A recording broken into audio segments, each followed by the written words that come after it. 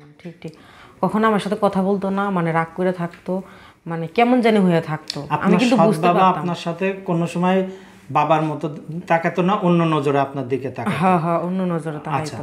তো এখন জিনিসটা যে আপনার মা তার কাছে কি অনুমতি না নিয়ে আপনাকে নিয়ে আসছিল বা আপনার বাবার এই সৎ হ্যাঁ বাবার হ্যাঁ, বাসায়? অনুমতি না নিয়ে আসছিল। ওনার যে বড় ছেলে আছে সোনালী ব্যাংকে চাকরি করতো, তো ওনার বড় ছেলে বলছে যে মানে আমার আম্মা বলতো যে আম্মা, তাহলে আপনি যেহেতু বারবার যান, বাবা অসুস্থ, তাহলে আপনি এক কাজ করেন, আপনি, ও তো আমার বোন, যদি আজকে আমার একটা বোন থাকতো তাহলে তো আমি ফালাই দিতে পারতাম। আবার আপনার সৎ ভাই, একটা মাত্র ভাই, বোন টোন কিছুই নেই? না, বোন আছে দুইটা ভাই। আচ্ছা, দুইটা ভাই। তো মেজুটা মনে করেন আমার নিয়ে আসছে, তো আপনি পরে বলে যে তা আপনি ওরে নিয়ে আসেন, বুঝতে পারছেন? বলে আপনি ওরে নিয়ে আসেন, যদি আমাদের একটা বোন থাকতো তাহলে তো আমরা খাওয়াইতাম, পড়াইতাম, সব কিছু করতাম, তাই না? আপনি নিয়ে আসেন ওরে, আমার যত খরচপাতি জ্বালাই আমি করব। তা আমি দোয়া করি উনি যেন জান্নাতবাসী হয়। উনি মারা গেছে। আপনার ভাই? হ্যাঁ, ওই ভাইটা ভাই মারা গেছে, বাবা বেঁচে আছে? বাবা মারা গেছে। সৎ বাবা মারা গেছে? সৎ বাবা মারা এখন এইখানে কি আপনার মা একাই থাকে? হ্যাঁ, আমার আম্মা এখন একাই থাকে।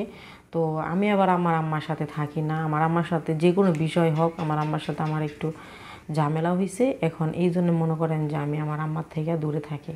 আচ্ছা, এখন আপনার সৎ বাবা আপনার কিভাবে কি অন্য কোনো কিছু কখনো অফার টফার বা অন্য, মানে থাকে না একটা পুরুষ মানুষ একটা মেয়ের না দিকে? না, এগুলো কোনো, উনি তো বয়স্ক, ওনার তো বয়স্ক ছিল। তো উনি মানে মানে একটু অহংকারী ছিল আর কি। আচ্ছা আচ্ছা, একটু অহংকার ছিল, হিংসা ছিল, যে মানে উনি এরকমই, মানে কোনো মেহমান যদি বাসায় আসতো উনি কোনো বাজার করতো না, এরকম ছিল। তারপর আপনি এই বাবার এখানে তাহলে এইভাবে আপনি থাকলেন আমি কিভাবে? প্রচুর পরিমাণ কষ্ট করছি এখানে, মনে করেন যে এতটা পরিমাণ কষ্ট করছি, কারণ আমার লাইফে তো প্রথম থেকেই কষ্ট। দ্বিতীয় কষ্ট তো জন্ম থেকেই হ্যাঁ, জন্ম থেকে আমার কষ্ট, দ্বিতীয়টা তো আমি কিছুই মনে করতেছি না, এখন কষ্টকেই আমি সুখ মনে করি এটা। আচ্ছা, মানে মানে আমি কষ্ট করতে করতে মানে এতটা পরিমাণ পাথর হয়ে গেছি, এখন আমার কষ্ট আমার কিছুই মনে হয় না, এখন আমি এইটার আমি সুখই মনে করি। আচ্ছা, তারপরে আপনি মনে করেন যে আপনার এই বাবার এখানে কতদিন ছিলেন?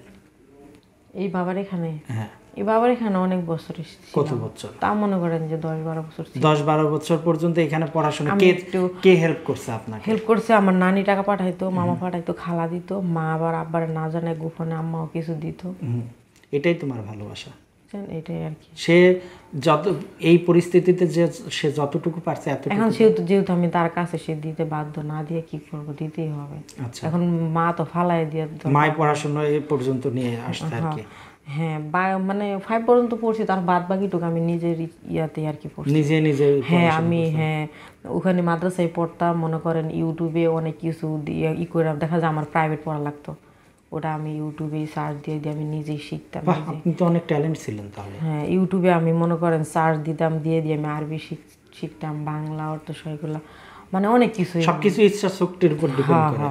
তারপর মানে রাগ করে একবার মনে করেন চাকরি আচ্ছা, নিচ্ছিলাম। ছাপার অনেক, আপনার জীবনে অনেক ছাপার করছেন, বুঝতে পারলাম। হ্যাঁ, তারপর আপনার মা থেকে কবে গেলেন? আমার মায়ের থেকে আমি আসছি আজকে 7 মাস। ও, রিসেন্টলি? তার মানে হ্যাঁ, খুব বেশি দিন না। না না, 7 মাস। মা থেকে এখন কোথায় থাকেন আপনি? এখন আমি ভবানীপুরেই থাকি। একাই, সিঙ্গেল থাকেন? হ্যাঁ, সিঙ্গেল। যদি আমাদের কোনো দর্শক আপনার পাশে থাকতে চায়, তাহলে আপনি কি তাদের কোনো হেল্প বা কোনোভাবে যদি আপনার সাথে আমরা যোগাযোগ করি, ঠিক আছে, বা যোগাযোগের কোনো মাধ্যম দিই, তাহলে তারা যদি আপনার পাশে থাকতে চায় বা কেউ একজন পছন্দ করে বিয়ে শাদী করে নিতে চায়, আপনি করবেন? এখন আপনার কথা আমার ভালো লাগছে, যেহেতু আমি মনে করেন আমার লাইফ ইতিহাসটা আমি যাই হোক বলছি আমি, তো যদি কারো ভালো লাগে তাহলে আমার মনে করেন যে আমার কোনো আপত্তি নেই। আচ্ছা দর্শক, আসলে আমরা আমাদের অনুষ্ঠানে বিভিন্ন সময় বিভিন্ন মানুষের জীবনের অনেক না বলা কথাগুলো তুলে ধরি, চোখের পানিও ঝরে, কখনো মুখে হাসিও ফোটে। আর আপুর নামটা কি যেন বলছিলেন, ভুলে গেছি? সাথী। সাথী আপু জন্ম থেকেই জ্বলছে, তো তার এই জ্বলার পাশে যদি কেউ কোনো পাশে থাকার কোনো সাপোর্ট চান, তাহলে অবশ্যই আমরা যোগাযোগের ব্যবস্থা করবো, আপনারা তার সাথে যোগাযোগ করতে পারবেন। সাথী আপুর কথা ছিল এমনটাই। হ্যাঁ, তো আর এরপরে যেটা আমরা জানবো, সাথী আপু আপনি একটা চাকরিতে যাওয়ার কথা বলছিলেন, ঠিক কত মাস আগে চাকরিতে ঢুকতে চাচ্ছিলেন? চাকরিতে ঢুকতে চাইছিলাম আপনার, একটু জোরে বললেন। আপনার ওই যে বলছি না যে তখন আমার